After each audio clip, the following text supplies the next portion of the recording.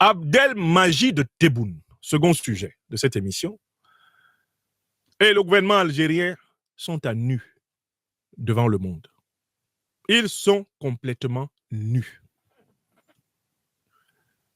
Le texte de la Bible, de la Genèse, dit que l'une des scènes les plus remarquables qu'il y a dans la Bible, c'est celle du premier homme et de la première femme, Adam et Ève, après s'être rebellés parce qu'ils ont écouté la voix du serpent, la voix de Satan.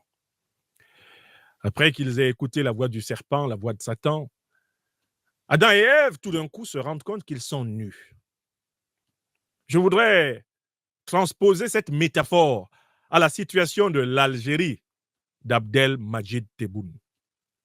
Le serpent terroriste impérialiste néocolonialiste ayant été écouté par Abdelmajid Tebboune et son gouvernement, ils se retrouvèrent nus et ils eurent honte, comme Adam et Ève dans le récit biblique. Oui, l'Algérie est nue. L'Algérie est nue parce que pendant longtemps, elle s'était réfugiée derrière son histoire anticolonialiste.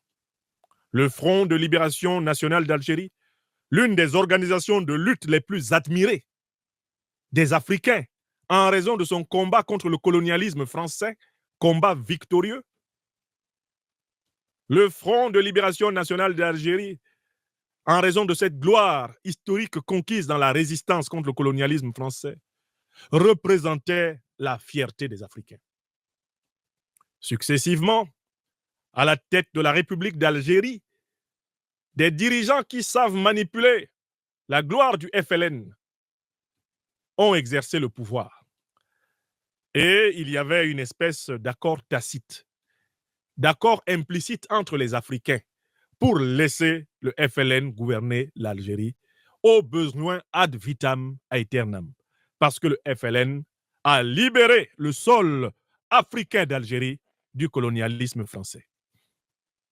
L'Algérie, sous le FLN, bénéficiait jusqu'en cette année 2024 d'une espèce d'immunité idéologique parmi les panafricanistes révolutionnaires. On se souvenait toujours que c'était le pays de Houari Boumedienne, le pays de Ben Bella. On se souvenait que c'est dans ce pays qu'autrefois les Nelson Mandela, Fidel Castro, Julius Nyerere, Muammar el-Kadhafi, Thomas Sankara, Gamal Abdel Nasser se succédaient et venaient bénéficier du soutien des camarades du FLN. Malheureusement, depuis les années 90, à la tête de l'Algérie, les généraux et les hommes politiques qui se sont succédés ont fait un tournant extraordinaire. C'est la rupture avec la conscience révolutionnaire panafricaniste, la conscience révolutionnaire anticolonialiste qui les unissait aux masses d'Afrique noire. Désormais, à Alger, la suprématie est au pétrodollar. À Alger, la suprématie est au baronat, à la conquête en fief de pans entiers de l'État par des familles mafieuses. L'Algérie, sous la coupe des généraux et de civils mafieux, a même tourné le dos au respect de l'expression populaire. Quand en 92, le peuple algérien, souverainement, confia sa direction au Front islamique du salut d'Abbassi Madani, eh bien, les généraux corrompus, l'élite politique civile corrompue, qui tient le peuple algérien aujourd'hui en otage, se dressa pour créer une nouvelle souveraineté, une souveraineté par le haut, qui n'est plus celle qui découlait de la noble lutte du Front de libération nationale. Mais, jusque-là, chaque fois que le régime algérien était en difficulté, il lui suffisait d'agiter ces deux chiffons rouges, ces deux défouloirs, ces deux masques, à travers lesquels il échappait à la critique. Il agitait le chiffon rouge du colonialisme français, rappelait son ambassadeur, menaçait le dirigeant en place à Paris, quel qu'il soit. Et le tour était joué. L'opinion algérienne, flattée dans son orgueil, pardonnait aux crapules qui la gouvernent. Quand l'invocation du chiffon rouge, du colonialisme et du néocolonialisme français ne fonctionnait pas, l'Algérie se tournait tout de suite vers sa frontière ouest. Et là, elle accusait le Maroc. Le Maroc souffre douleur naturelle de l'Algérie. Quand elle ne peut pas se défouler sur la France, c'est sur le Maroc. Ah oui, c'est la faute au roi. C'est lui qui est derrière tous les complots contre nous. C'est lui. Et là encore, on profitait de cette guéguerre fraternelle algéro-marocaine pour endormir le peuple algérien. Mais, il y a un temps pour tout, comme le disait Abraham Lincoln. On peut tromper tout le peuple tout le temps. Ou on peut tromper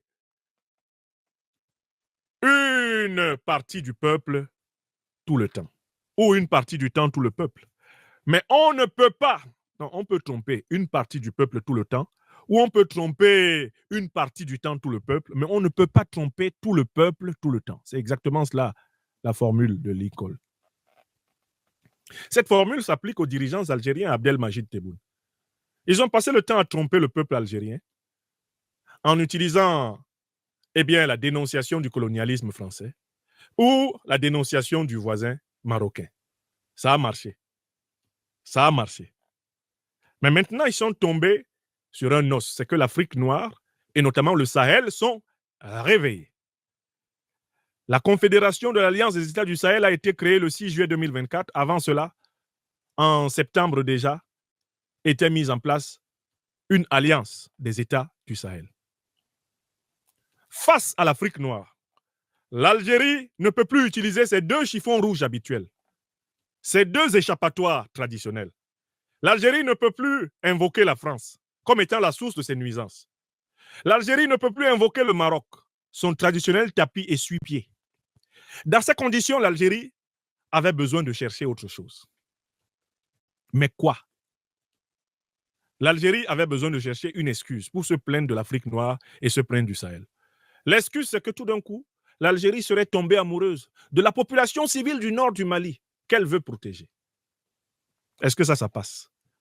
Cette excuse ne passe pas pour la simple et bonne raison que l'Algérie a été prise la main dans le sac du soutien direct aux organisations terroristes. Al-Qaïda et l'État islamique attaquent le Mali, le Burkina Faso, le Niger, le Nigeria, le Cameroun, les pays du Golfe de Guinée, le Tchad, à partir de leur base arrière en Algérie. Aujourd'hui, la vérité a pleinement éclaté. L'Algérie héberge les chefs des principales organisations terroristes, dont notamment le sulfureux criminel Iyad Ag Ghali. Or, les organisations terroristes ont été créées par les renseignements généraux occidentaux de l'OTAN. Que ce soit Al-Qaïda ou que ce soit l'État islamique, ce sont des émanations des renseignements généraux occidentaux. Du coup, l'Algérie ne peut plus utiliser l'argument anticolonialiste, puisqu'elle est en réalité la base arrière des organisations terroristes créées par les puissances néocolonialistes et les puissances impérialistes que le discours traditionnel du FLN dénonçait. L'Algérie est prise la main dans le sac. Dès lors qu'elle héberge des organisations terroristes qui ont été créées par les puissances néocolonialistes et impérialistes, l'Algérie d'Abdelmajid Tebboune se retrouve en collusion d'intérêts avec le néocolonialisme français, l'impérialisme occidental, qu'elle prétendait, elle, l'Algérie, dénoncer. Est-ce que c'est clair? Donc, en fait, l'Afrique noire est le terminus du mensonge algérien. L'Alliance des États du Sahel est le lieu où le mensonge qui dirige l'Algérie a explosé en plein vol. Désormais, toute Algérienne, tout Algérien savent, quand ils sont honnêtes, que leur gouvernement protège et soutient les organisations terroristes. Désormais, toute Algérienne, tout Algérien savent, quand ils sont honnêtes, que les organisations terroristes ayant été créées par les puissances impérialistes occidentales de l'OTAN l'Algérie est en réalité un suppôt de l'OTAN pour la déstabilisation de l'Afrique noire.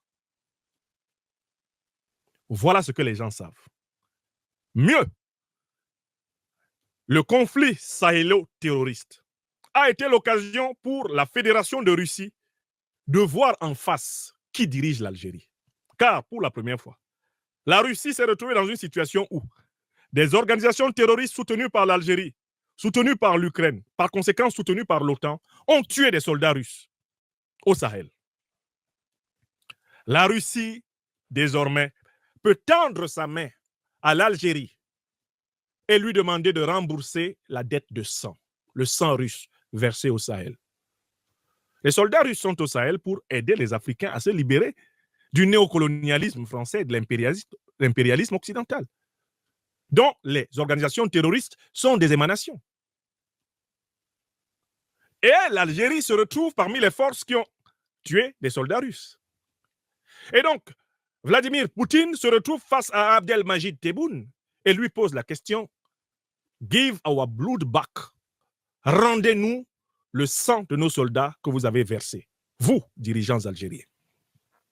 Et ça, c'est la deuxième raison pour laquelle le gouvernement algérien d'Abdelmajid Tebboune est à poil à l'international. Alors, les agitations de ses représentants diplomatiques n'y changent rien. La vérité est là. La vérité est là. Il n'y a que 3 questions à poser à tout Algérien, à tout Algérien, à notre peuple frère d'Algérie. 3 questions. L'Algérie héberge-t-elle, oui ou non, des bases arrière des organisations terroristes qui ensanglantent le Sahel? Si la réponse est oui, on passe à la suivante. Les organisations terroristes Al-Qaïda et l'État islamique ont-elles été créées, oui ou non, par les renseignements généraux occidentaux?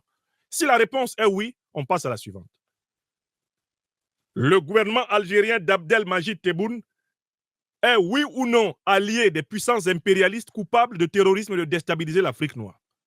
Si la réponse est oui, mais pourquoi vous débattez-vous? Il faut considérer que le régime au pouvoir en Algérie est un régime anti-algérien. Ça, c'est le premier point. Qu'il est anti-africain, c'est le deuxième, et que c'est un régime néocolonisé et impérialiste. C'est la conclusion. Voilà la vérité que certains ne veulent pas entendre. Et nous devons la marteler. Et nous devons l'expliquer à nos frères et sœurs algériens qui, pendant longtemps, ont été avec nous dans la dénonciation du néocolonialisme, du colonialisme et de l'impérialisme. Parce que j'en vois parmi eux qui n'ont pas le courage de dire cette vérité à leur gouvernement. J'appelle mes frères et sœurs de lutte, j'appelle l'intelligentsia panafricaniste révolutionnaire algérienne à dire la vérité à Abdelmajid Tebboune au nom du peuple algérien. J'appelle le peuple algérien à ne pas accepter d'être complice d'un gouvernement qui héberge ouvertement des groupes terroristes qui tuent en Afrique. J'appelle le peuple algérien à faire preuve de courage, à s'unir à ses peuples frères d'Afrique subsaharienne contre l'imposture du régime Tebboune. Ce régime est un pseudo-FLN. Ce n'est pas le vrai FLN. Il s'agit d'un régime d'apparatchiks militaires et civils corrompus jusqu'à la moelle des os. Ce n'est pas un régime panafricaniste révolutionnaire digne de la mémoire historique du FLN. Donc, il faut que le peuple algérien ait le courage de dénoncer la dérive néocolonialiste, impérialiste et terroriste de son gouvernement. Et que les peuples algériens et subsahariens se tiennent la main dans la main pour vaincre le terrorisme. Il faut donc un véritable changement politique en Algérie pour que l'Algérie retrouve le chemin glorieux de la lutte de libération qui a fondé son État moderne. C'est cette vérité que je voulais partager avec vous aujourd'hui. Et je me réjouis d'avoir dit les choses comme je les pense. À celles et ceux de mes frères et sœurs algériens qui ne sont pas d'accord avec moi, je demande de me démontrer qu'on peut répondre par non aux 3 questions que j'ai posées. 1. L'Algérie est-elle la base arrière des organisations et des dirigeants terroristes? Sachez que si vous répondez oui à cette première question, vous êtes obligé de répondre oui aux suivantes. Dans la mesure où ces organisations ont été précisément créées par les renseignements généraux occidentaux, ne s'ensuit-il pas que l'Algérie est aujourd'hui devenue un satellite de l'Occident pour la déstabilisation de l'Afrique noire? C'est un oui immanquable. Vous ne pouvez pas échapper. Dès que vous avez dit oui, l'Algérie héberge, l'Algérie soutient, l'Algérie finance, c'est terminé. Alors, dans cette affaire, bien sûr, les Algériens ne veulent pas d'une Afrique noire puissante parce qu'ils pensaient pouvoir exploiter les richesses du nord du Mali, du nord du Niger, les richesses du Liptako Gourma au Sahel. Les Algériens lorgnaient ces richesses en pensant que par la déstabilisation, ils pourraient avoir leurs mains dedans. Je voudrais informer les autorités algériennes que l'Afrique noire ne se laissera jamais plus dominer par qui que ce soit. Et surtout pas par ses voisins. L'Algérie ne dominera pas l'Afrique noire. Elle n'en a pas la capacité, elle n'en a pas la vocation, elle n'en a pas le droit. L'Afrique noire sera au peuple d'Afrique noire. L'Algérie ne commandera jamais au Mali, jamais au Burkina, jamais au Niger, jamais au Sahel, jamais en Afrique noire. Le Maroc ne commandera jamais en Afrique noire. La Tunisie ne commandera jamais en Afrique noire. L'Égypte ne commandera jamais en Afrique noire. La Libye ne commandera jamais en Afrique noire. Aucun pays arabe ne commandera en Afrique noire. C'est notre engagement. Aucun pays européen, aucun pays asiatique, aucun pays américain ne va commander en Afrique noire. Les commandants de l'Afrique noire, c'est nous, les Africains. C'est dans ce chemin que nous marchons. Et personne ne nous fera dévier de la chefferie de nous-mêmes. Les Africains commandent et vont commander l'Afrique noire à tout jamais. À partir d'aujourd'hui jusqu'au temps infini. Boronilen, Leteni Masuk Mangira. Tilanala, écrivez ça, écrivez. Moi, je vois des gens, ils sont assis en Algérie, au Maroc, ils pensent qu'ils vont manipuler et gouverner. Vous ne pourrez pas. Vous ne pourrez pas. La preuve. D'autres ont essayé, ils ont été délogés. Ce n'est pas vous qui allez réussir là où eux, ils ont échoué. Alors qu'ils se disaient et se croyaient plus forts que vous.